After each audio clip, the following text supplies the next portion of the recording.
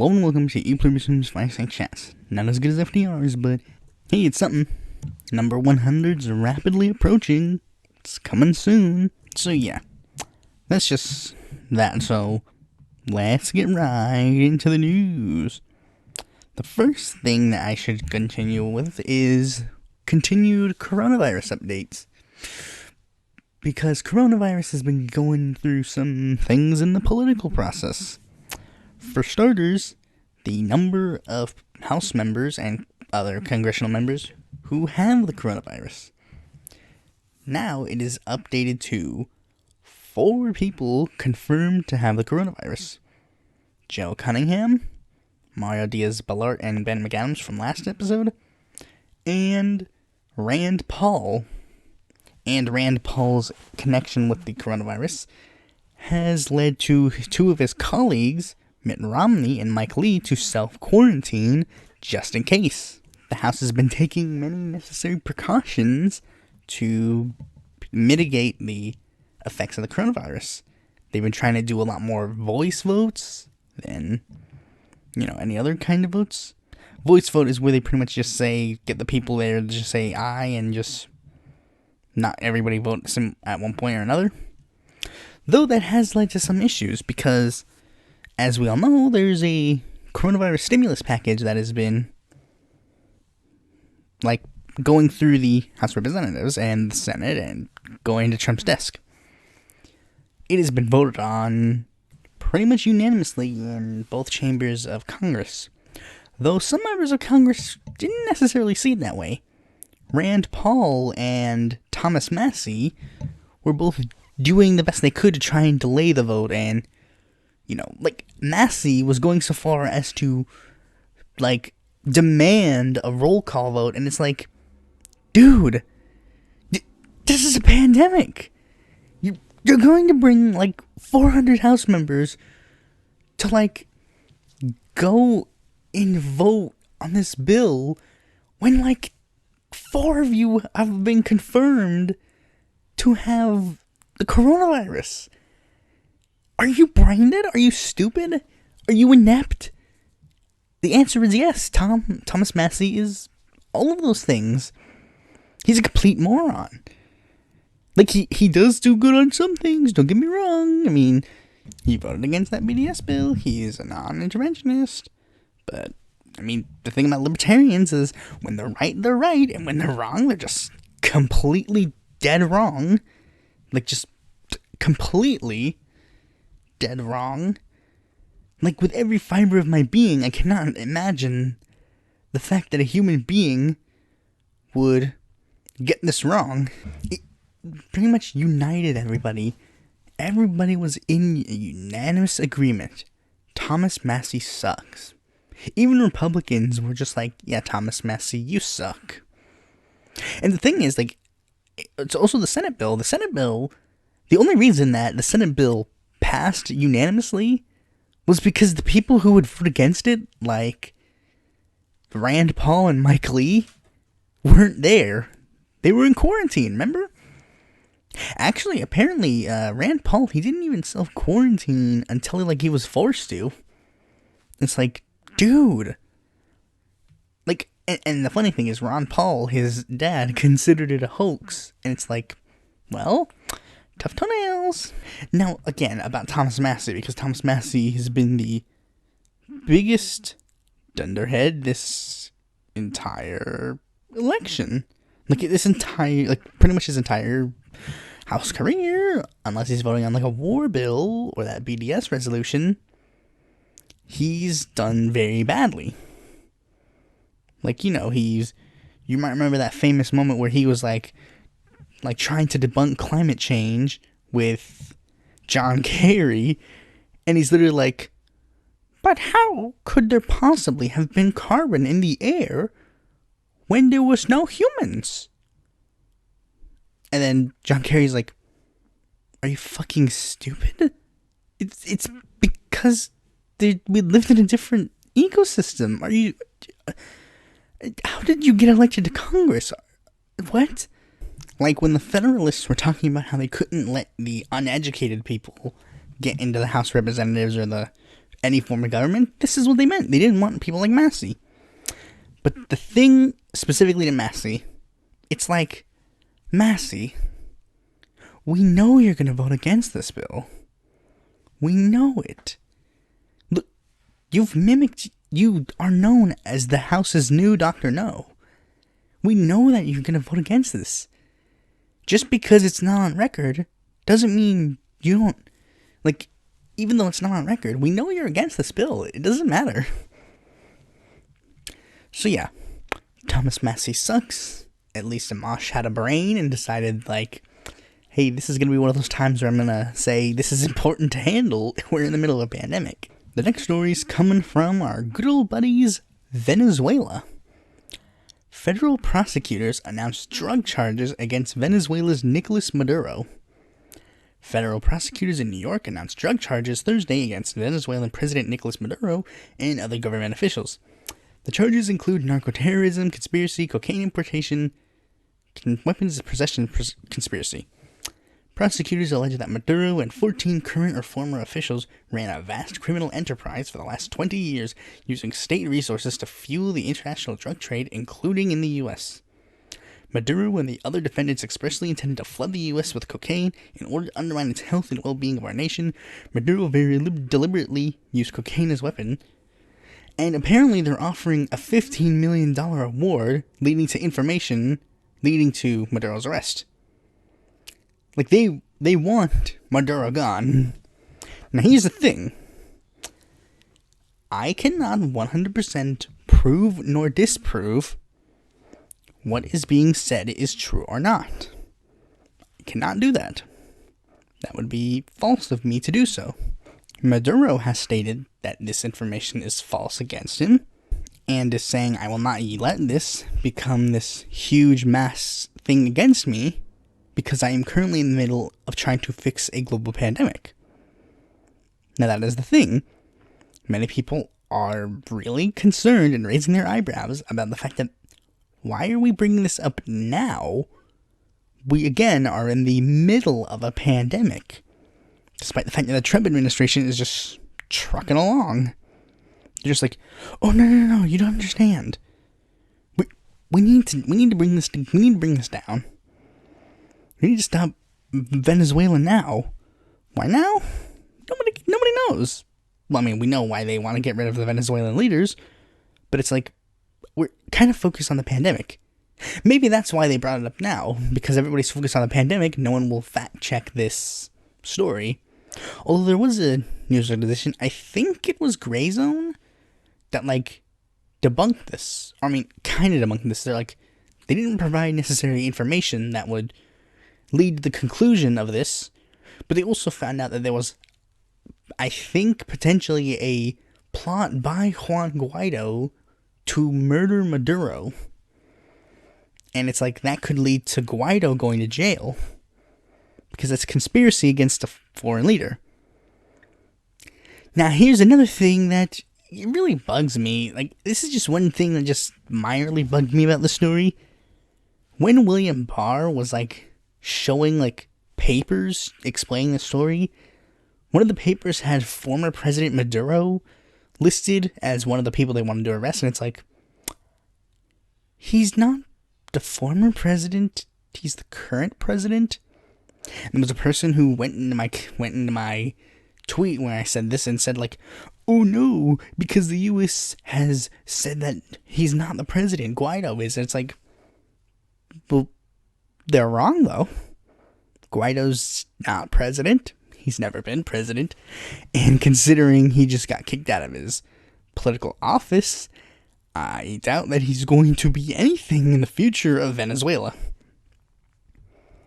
Like, at least Carlos Mesa, I don't like Carlos Mesa that much, but at the very least, Carlos Mesa had the audacity to actually run against Morales before he decided to cry foul on him being the true president.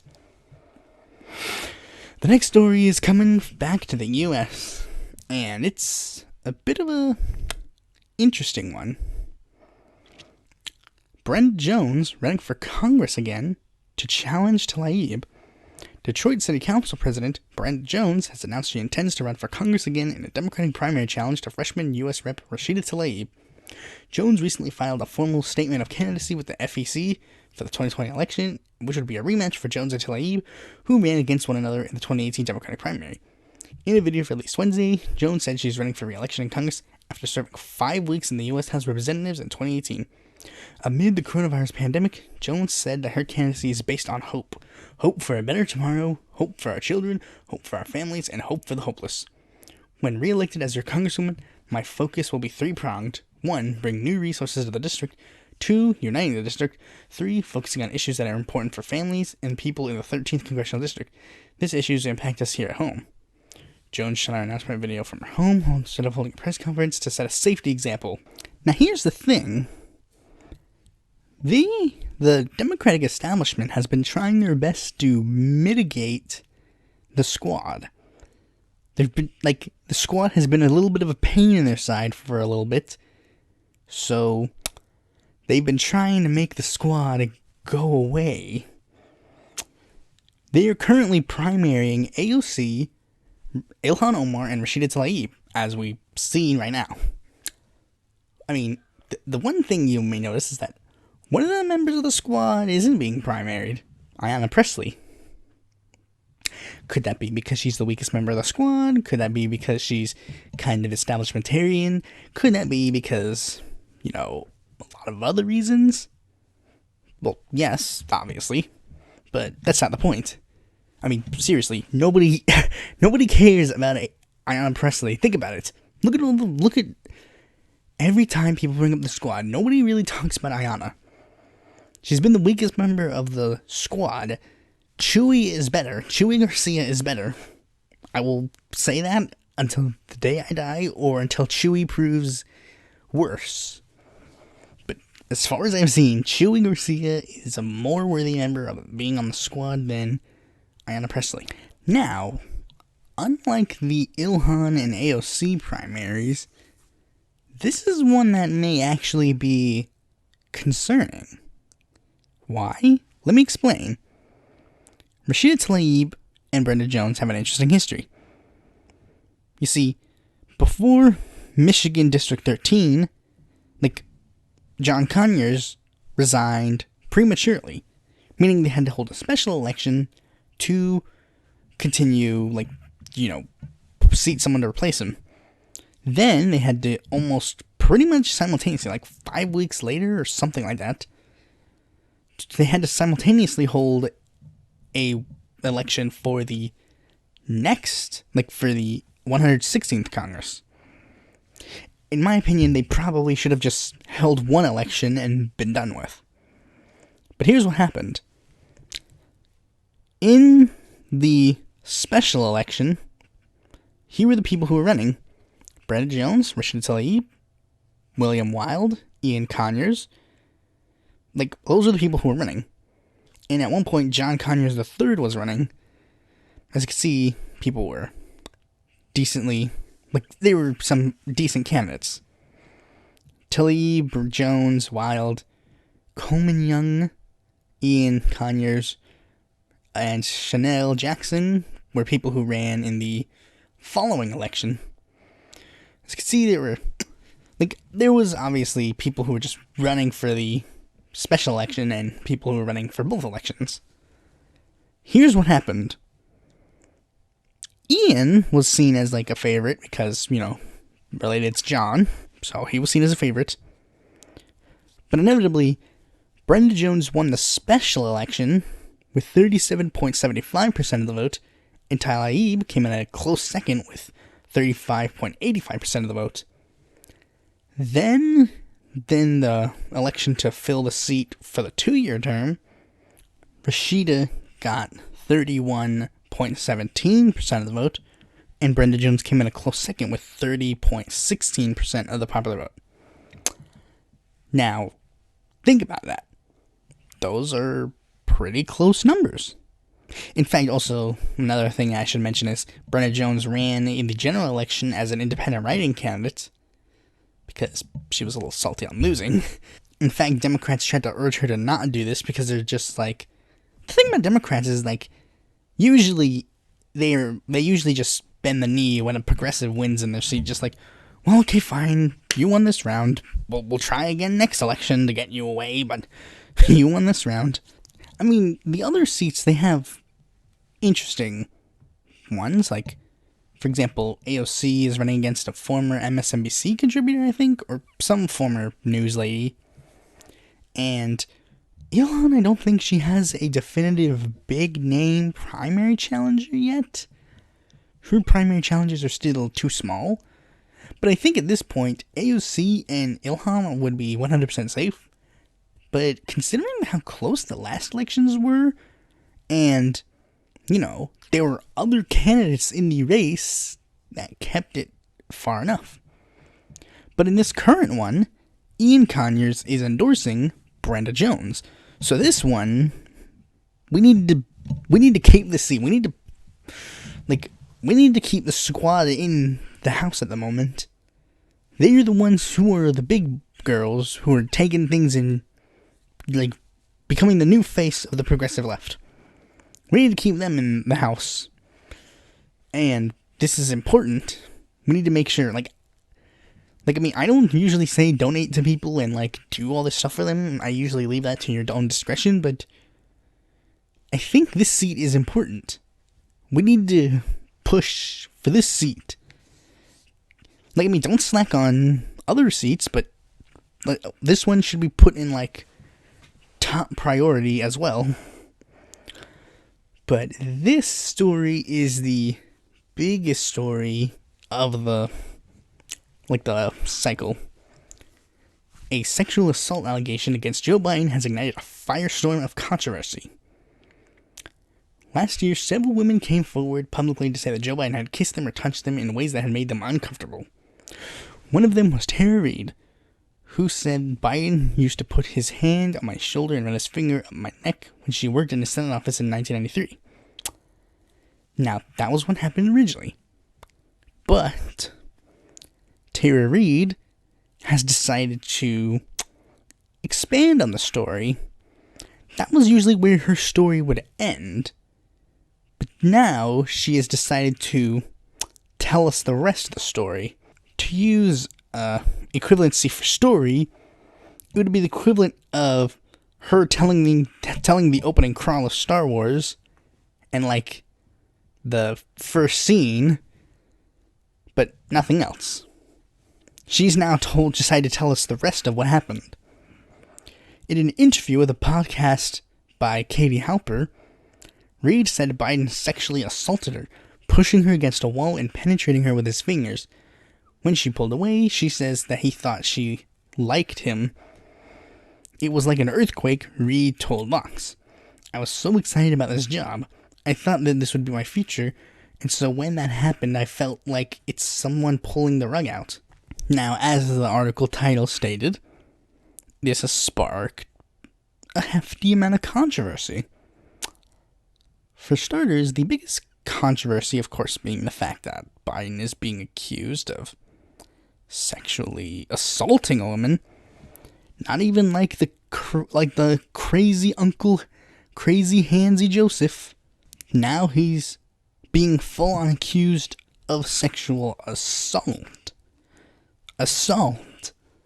Not just, oh, he rubbed his fingers on my neck and smelled my hair. He's being accused of putting his fingers inside of someone. That's a little farther. Now, the controversy isn't really coming from... here's where the controversy is truly coming from. The controversy is coming from the fact that the people who are usually hashtag believe women, hashtag me too, hashtag time's up men, they're the same people who are now either silent or flat out denying these claims by Tara Reid. They're just flat out denying it. Calling it a Bernie-crazed conspiracy or a Trump-crazed conspiracy. Oh no, this could have never happened. And they're even using the same stuff that has been used many times before. Oh, why didn't she tell him earlier? why didn't... Like, they're doing basic BS of, like, denying the woman's claims. Like, at first, they're saying, oh, why didn't she say it before? She tried, and guess what? The story goes on to explain how she tried, was dismissed as a Russian asset, and went to Time's Up, the movement that was started literally right after the Me Too movement, and they were like, nah, we're not gonna do this, nah. It's like, this is your job, this is your thing. This is like a gay person being, like, screamed at, and then, you know, they go to the ACLU and are like, hey, can you help me defend my case? They're denying my civil liberties. And then the ACLU goes, nah. It's like, is this not your job? Are you not supposed to stand up for people like me? And the thing is, there are many of course, there are the nobodies who deny this. Like, there's, like, this woman, I don't remember her name. She said, like, oh, Bernie Sanders supporters are making up this excuse that happened, like, 30 years ago. This thing happened 30 years ago. It's like, excuse me? She even wanted to name drop Susan Sarandon. And then Susan Sarandon did actually a really cool thing, as she found tweets of the same woman talking about sexual assault allegations with similar timestamps and whatever. You know, like, the biggest one that many people have been doing this is comparing it to the Brett Kavanaugh situation. You know, Republicans were saying this exact same thing about Christine Blasey Ford. And we're like, oh, why didn't she say it earlier? Why didn't she do this or this? Why is she doing this now when Kavanaugh has this? And then corporate Democrats and progressives were on the same side, pointing out the hypocrisy, pointing out the nonsense, and pointing out all of this stuff. But now, all of a sudden, we're not on the same side anymore, because it just so happens now one day the finger's pointed at them. And they've even tried to connect this to Al Franken. Like, I used to believe all women, but then I saw what happened to Al Franken, and it's like, what? What? Are you telling me that you are now saying that the Al Franken allegations are false? Like, are you serious? Arguably the most high-profile person to come into this fray and try to, I don't know, put his name in here for some reason, trying to be the savior or something, was, of course, the one person that many people see as the glaring shining light that turned black. Howard Dean. Howard Dean wrote a tweet that he has since deleted, saying, this story may or may not be true, but it is from The Intercept, which is 1, often not credible, 2, was started by Glenn Greenwald, who helped Assange and Putin undermine the 2016 election. I tend to believe victims, but skeptical about sources like this. They are the Fox News of the left. Now, a lot of people quickly point out the simple fact, like, Howard, this is not from The Intercept. The Intercept reported on it. But this is not from The Intercept. It is from Katie Halper and Tara Reid. Now, literally, it wasn't that hard to find out, like, why does Howard Dean not like The Intercept? Is it because they read a piece talking about how he is technically not a lobbyist, but he acts like one, and he's gone back on, like, literally every single thing that he supposedly believed in? Like, I mean, and even then, even when Howard Dean was running for president in 2004, people from Vermont were calling him out as a hack. They were just saying, like, the things that people are just now figuring out. Like, Howard Dean wasn't this glistening, progressive person from Vermont. He, like, stole, like, Paul Wellstone's, like, playbook to make himself more well-known. Kucinich was the obviously more adherent leftist candidate in the race. Now, Dean is obviously not been secret about the fact that he has completely did a 180 in talking populist. And I mean, like, he was so good at hiding as a populist that they were, like, Republican Party was afraid of Howard Dean. They were afraid that Democrats would nominate him and, would win the election. Because this populist rhetoric is really amazing. People like it. But of course, it didn't last long, and they were just like, nah. So anyways, as you can probably tell, I believe in Tara Reid. Why? It has nothing to do with oh, of course you believe in her. It's Joe Biden. Well, that's kind of true. Yes, it is Joe Biden. Joe Biden is on camera multiple times going over to women, touching them, he hugs them. He caresses them. He whispers in their ear. He kisses their head. He kisses their, cheeks. He grabs them. He said to Heidi Heitkamp, spread your legs, you're gonna get first. It's this dude is... Why do you want to nominate this man for president? This dementia-having sexual assaulter. No. I'm never gonna vote for Joe Biden, plain and simple. Put a gun to my head and tell me, vote for Donald Trump or Joe Biden. I'll be like, bullet please.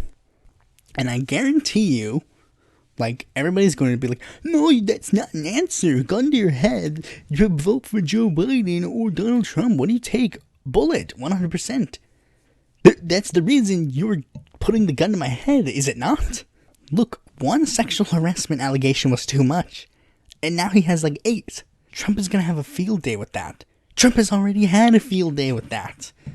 And now you might say, well, of course, Donald Trump can't do that. He'd be seen as a hypocrite. Do you think he cares? He does not care whether he's a hypocrite or not.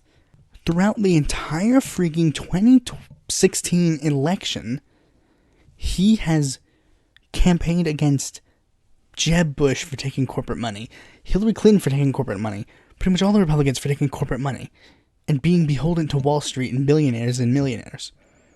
Guess what? He does the exact same thing. He doesn't care if he's a hypocrite. He still sees himself as an outsider. He doesn't care. Trump is not going to be like, oh, well, you're right. You hit me on my hypocrisy. He's going to be like, I don't care. Screw you. That's true. Do you not understand? Have you never seen Trump doing a debate? You can call him out on anything. He'll just hit it around, and the question's over. Literally, let me explain the many times this has happened, because apparently people do not seem to get it. They're like, Donald Trump, you've called women fat pigs, ugly whores, and blah, blah, blah. And he's like, no, only Rosie O'Donnell. It's like, that solves that, I guess. Nobody cared about that anymore. He just said, oh, no, it was only Rosie O'Donnell. And the end, Republican voters are like, okay, yeah, Rosie O'Donnell. Look, this is not a hard decision. But apparently it is a hard decision. Anyways, now on the smaller candidate of the day. Anastasia. Anastasia, here's her vision for America.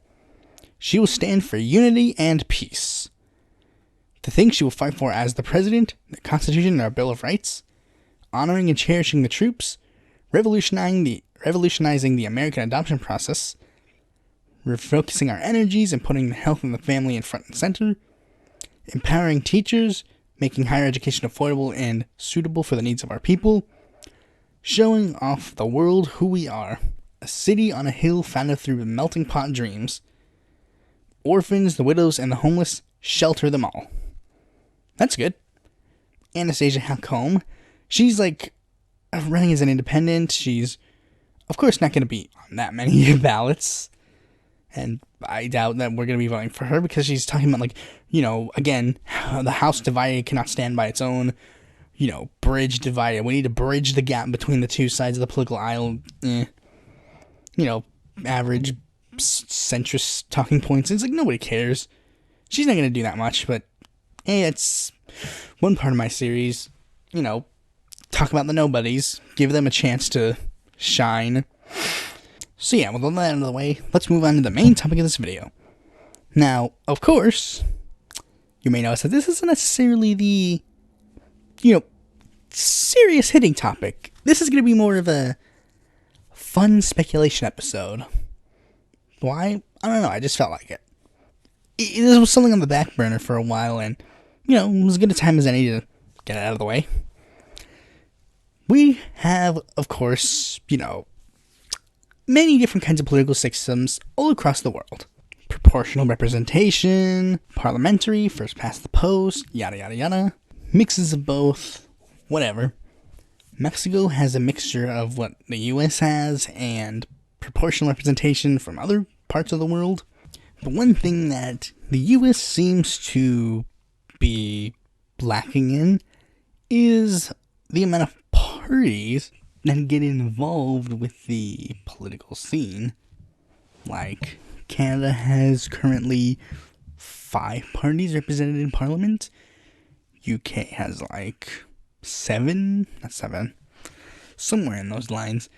Mexico has a decent amount, Russia has a decent amount, Israel has a decent amount of parties represented in their Knesset.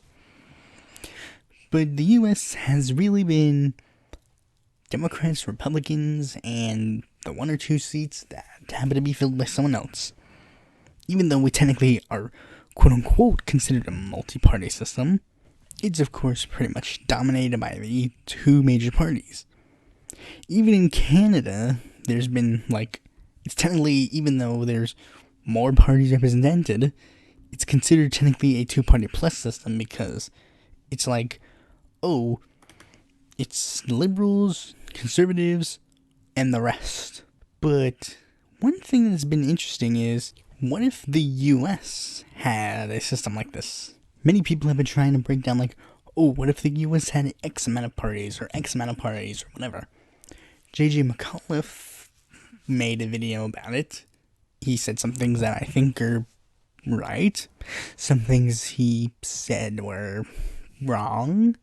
But, we don't expect a Canadian to know that much about US politics, to be honest. Well, except for maybe David Dole, but he's not important either. So I will be making my own video where I talk about the same subject, but, fixing the errors that he made, and also adding on to some of the things that he said that make sense. There are also other people who have also made these kind of commentaries, but JJ's is the only one that I think is in video form, so that'll be the most interesting. For starters, let's talk about the thing that everybody talks about. Will the Democrats and Republicans still exist? As everybody points out, pretty much yeah. But they will be different. You see, with this new multi-party system, the bases that make up the parties will be no more involved in these 2 major parties, because they'll actually have another way to get their legislation done. So, the Democrats will no longer have the, newfangled squad, or any of the adherent people of, the progressivism of the Democratic Party. They belong somewhere else. Same thing with Republicans. Tea partiers wouldn't feel the need to run to the Republican Party to get their legislation possibly done. They'd have other means to get it done. The one other thing that may be noticeable to point out is names. Will they keep the names Democrat and Republican Party? I don't know, but for the sake of this video, let's just say they change the names to represent the rest of the world. Democrats adopt the name Liberal Party, and Republicans adopt the Conservative Party name.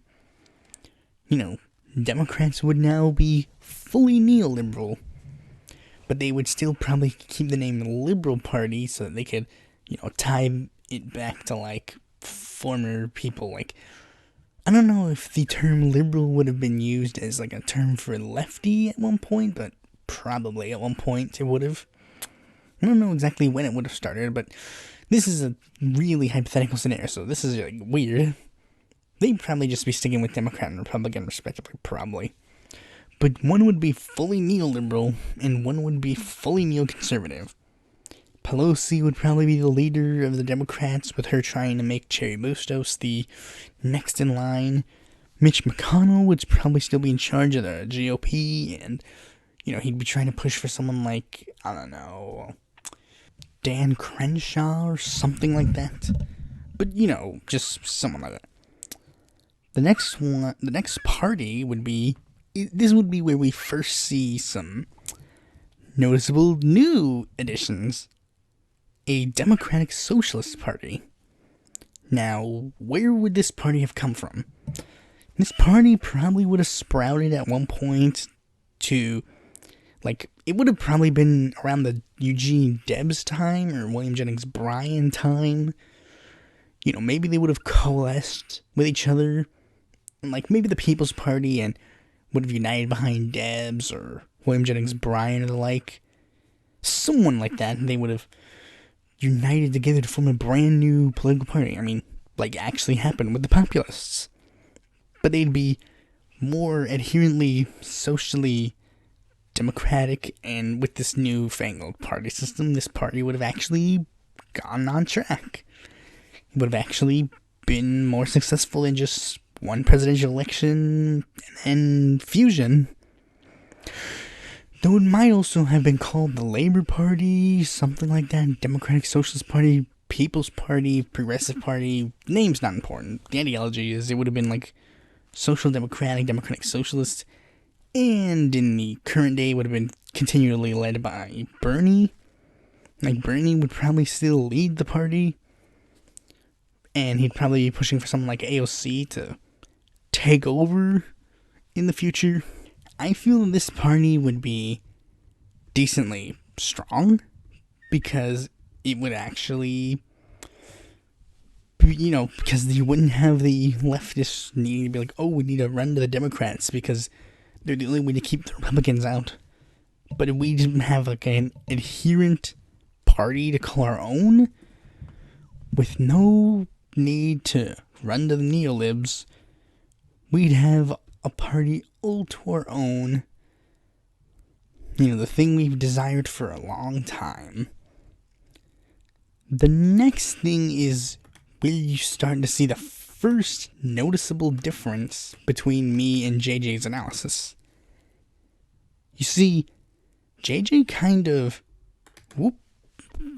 jumps over this, but honestly, in this kind of system, the Libertarian Party would have done really well as well. Of course, it'd be libertarian in its philosophy, and I don't know when it would have begun. Maybe it would have started at around the same time, when the Libertarian Party actually began in the U.S. It would have been to combat the, Vietnam War. That's when they would have formally gotten on track. There were a decent amount of anti-war Republicans at the time, so it's fair to say that, it would have done decently well. It would have been led by someone like Ron Paul, with maybe Amash kind of being... Maybe it would have been Paul would have been the leader at the forefront of the movement, and then Gary Johnson would have been the newer leader, and Justin Amash would be kind of pegged to be the new leader in the future. But yeah, it would have been something like that. I think the reason why JJ kind of neglected them is because of the fact that in literally every other parliamentary or multi-party system, the Libertarian Party doesn't really do so hot. But in the U.S., I think it could legitimately work because the U.S. has a bit of a libertarian tendency. Non-interventionism is incredibly popular. People like the idea of, getting the government off your back, and, people, the government stinks, we need to stop the man. It would do decently well. Again, I put it on 4th because I think it would have only done, 4th best, really. Maybe they'd get, 5 seats in a parliament, or maybe, somewhere, under 10 or something like that. they would have enough to make a stink, but not enough to make a full frontal, like, hit. Like, we'd probably be like Rand, Mosh, Massey, Lee, or those people, like, whoever we see as the libertarians now, we'd probably be seeing them in, like, the Libertarian Caucus, I guess. Now, the next one is also interesting. The Green Party. But not the same Green Party. Now, what do we think of when we think of the Green Party in the US? They're eco-socialist. They're pretty much to the left of Bernie on a lot of issues. But it's not necessarily the case all around the world. The Canadian Green Party, they're not really left, right? They have tendencies to be left, but they're like in between the NDP and the Liberal Party in regards to ideology. They're not really left. They have an eco-socialist wing led by Andy Terrell, but they don't necessarily they're not adherently leftist in their thinking. And in fact, in Mexico, they have a Green Conservative Party. So the Green Party, it doesn't necessarily have to be eco-socialist. It can be, but I don't think that the US Green Party would be that way. Like, the Green Party, when it first started out, was just kind of a group of environmentalists. Like, even the people who were, like, the only people I could think that were full-on eco-socialists at the time were, like, Howie Hawkins. Nader's not a socialist, let's be clear. Nader's not a socialist. He's a progressive, he's a leftist, but he's not a socialist. This Green Party probably would have been the same as, like, when it first started. Environmentalism, maybe even less than when it originally started, because even then, Nader was still kind of trying to appeal to, like, social democratic and progressive-minded voters who were disaffected by the neoliberal turn of the Democratic Party, but, if you already have a well-established socialist party in that group, why would you need to go to the Greens? Greens would pretty much purely be an environmentalist party. Maybe it still would have been led by Nader, but while I was thinking about this, I was thinking, maybe, instead of Nader, Gore probably might have led this party at one point. Now would it kind of be like a Jay Inslee type of field? People who are like, environment. We need to stop climate change. We need to fix climate change 100%. These guys would probably align themselves a lot with the Social Democratic Party. Just to get some big deals done. This probably might have been where the Green New Deal would have been created in this alternate reality.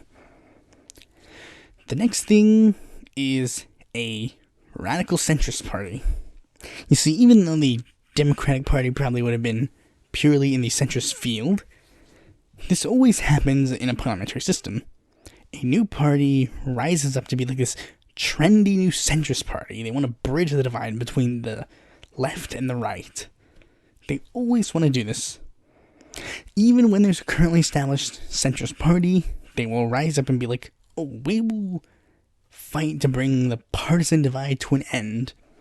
Like in the UK, we all know, Labour is left, Tory is right, and Lib Dems are center.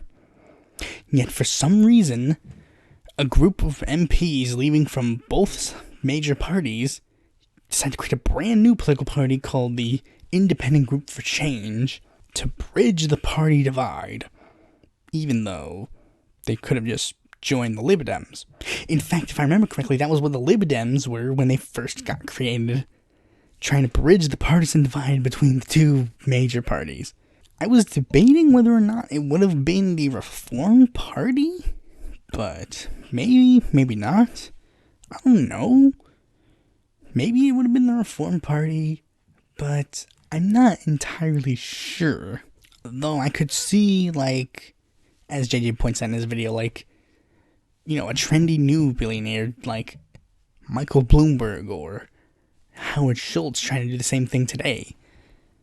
Maybe it wouldn't have been as good intention as Ross Perot was when he was creating the Reform Party.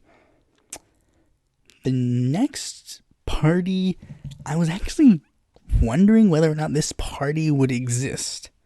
You see, in JJ's video, he brings up a couple of identity parties that I think, like, there's no way. I was thinking, like, there was no way this party or this party or this party would be a thing. The ones that I ended up thinking, like, no, there's no way this could be made, was a Latino party. Like, even now, I don't think there would be a Latino party in the US. Why? Latino parties, like, Latinos, we're not a monolith. Latinos just are not a monolith. Cubans vote Republican. Mexicans more than likely would vote Democrat. It depends on the specific type of Hispanic you are to get your voting record.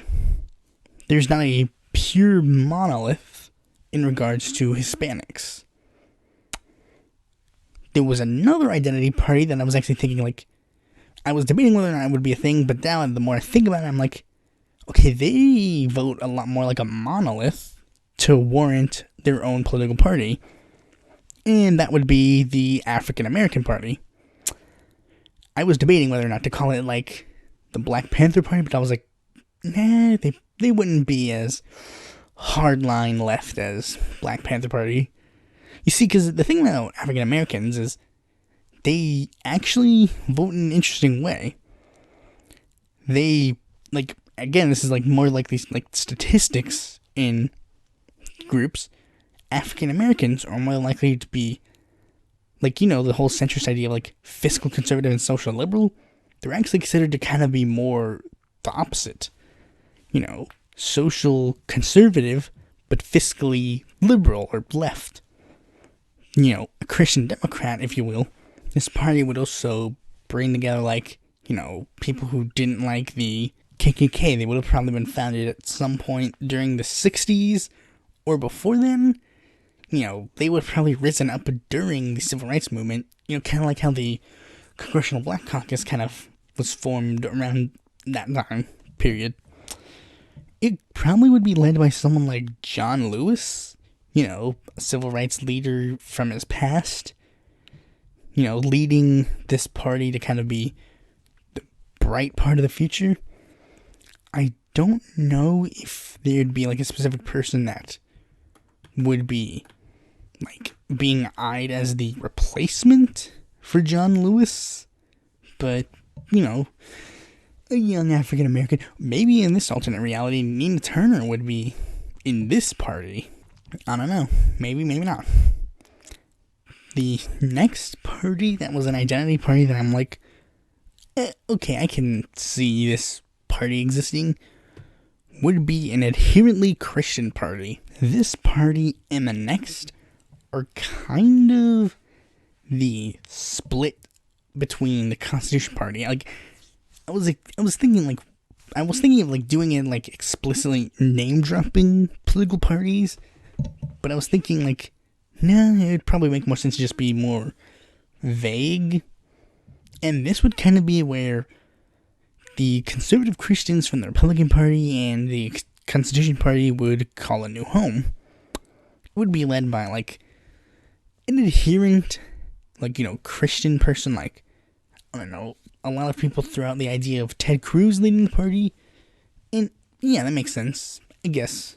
Or maybe someone who is even more of a decently Christian, like Pat Robertson. These people would be, of course, to the right of the neoconservative party on certain issues, though they may lean more into the Christian democratic views in certain things, but not all of them, obviously. Like, maybe they'll be more sympathetic to ending the death penalty, or then again, maybe they won't. You know, for some reason, people who are really, really Christian conservatives just throw Christianity out the window when it comes to the death penalty. But this group would be very well known and probably, like JJ says, probably be born during, like, the evangelical rise, or maybe even before then. Maybe a group of Christians would have found it long ago. But these two parties are interesting. Like, he says them clearly. Like, he says one clearly, but doesn't say the other clearly. But these two parties, I think, would be interesting because These are two parties that I think would have been recently founded, but also get decently amount of momentum. The first one being, he calls it a far-right party, but I think that it would explicitly be an alt-right party. Like, they would explicitly use the iconography of Pepe the Frog. Like, of course they'd be, like, traditionally, like, far-right, neo-fascist, white nationalist, with, of course, right-wing populism being a big factor. They would, I don't know if they'd explicitly state white nationalists, but, you know, there'd definitely be the members that are pretty clearly white nationalists. Maybe this party would be headed by someone. I was thinking Richard Spencer would explicitly lead the party, but I think maybe there could have also been like a Maxime Bernier kind of leave, where one major person will probably leave the Christian part. Like, here's a scenario I put in my head. Steve King being part of the Christian party, but then leaving to go be with this alt-right political party. They'd, of course, use all the things that the alt-right uses now, like, use the internet to, like, very clearly spread their message. They'd probably, you know, they'd be, what if the alt-right was actually serious about their political intentions and managed to get people elected? They'd be kind of like the American UKIP, except there wouldn't be an independence movement. Nick Fuentes would probably be they'd probably be a Nick Fuentes type, like, run for office. That'd be weird. But this last party, JJ didn't see coming. And it wasn't until today I was actually thinking, like, you know what? If this was the kind of political system America had, this is 100% definitely something that would have been done. The last one that I have is one that I kind of named, the Humanity Party, also known as another name, the Math Party. If you still don't get what I'm saying, the ideology of this party would be human-centered capitalism and would be headed by Andrew Yang. Let me explain. Look at Yang's momentum. Yang has a decently amount of online followers. Look, that's just very clear and very explicit. He literally went from, like, number 0 to number 4 in, like, national polls. This guy has momentum.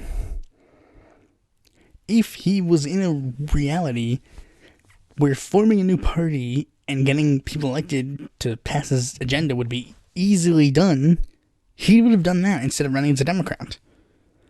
Now, of course, it would have been similar to the radical centrist party because he would have been a rich guy forming a party. But, I mean, it would have had a lot more people agree with his platform. It would have had a lot more people build, like, momentum. It probably would have even elected a couple of people by now. And I can already see people who would have been front in line to be in this party. David Kim, JFK, James Felton Keith, John Munitz. Now, one thing that I think would also be interesting to mention is coalitions. How would coalitions work in this? Because with this kind of movement, there would, of course, be a lot more room for coalitions. I think the thing is, I don't know if 100% the coalitions would be 100%. I can foresee how coalitions would work like this. I can see the alt-right party and the Christian party forming permanent coalitions with the Republican Party, the Green Party and the Math Party forming probably a permanent coalition with the Democratic Socialist Party, or at the very least, like, long-standing coalitions. Maybe the African American Party joining in with that fray. The radical centrists might form a coalition with the libertarians. But I mean, libertarians and radical centrists, I don't think they'd really be forming too many permanent coalitions. They'd probably be like, oh, whoever is, like, needs our support, they'll probably exchange their support for a couple of votes on their legislation or whatever. So anyways, that was a fun look at, you know, what would happen if we were in an alternate reality where this was a thing. But of course, we're not in that reality, so we're going to have to jump back into real life in the next episode. Thanks for watching this video. Be sure to like, comment, subscribe, and click that bell to be notified when a future video of mine comes out. And if you're interested in more content from me, you can go to my website or follow me on Facebook, Twitter, or Quora, or check out my articles on the Independent Political Report.